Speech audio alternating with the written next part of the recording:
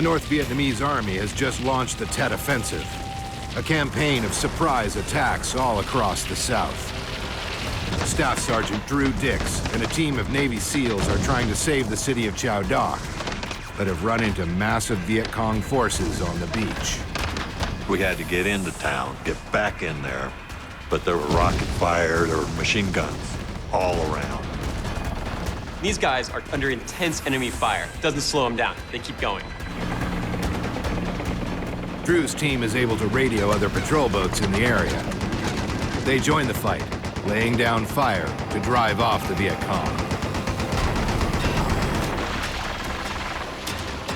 Drew now heads for the Tactical Operations Center, only to find a different kind of trouble. When Tet hits the city, it's in disarray. Local police, South Vietnamese troops, they're scattered. The South Vietnamese operations commander in Chao Doc, Major Phung, has already given up. I said, Major Phung, what's going on? What's the situation? And then he didn't answer. So I pressed him a little more, and he was like all hope was lost, and he wasn't helping much at that time.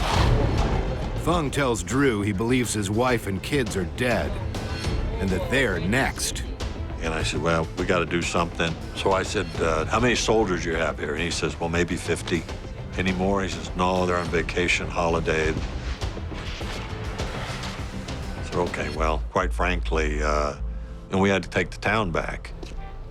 The Vietcong came in there, about 600 people. They took that town quickly because there was no resistance until one man and his unit turned the tide.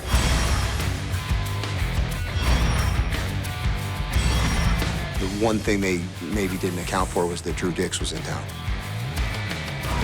My quote that I use often is, nothing is ever as bad as you think it might be. But that only works if you're an optimist.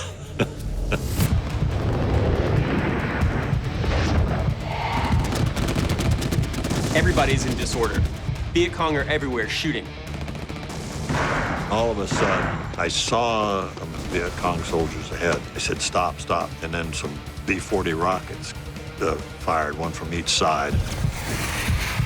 They just crossed right in front of us. So the ambush was premature, set off, and we roared past there. They reach the U.S. aid compound, and the rescue is successful. But Dix isn't done.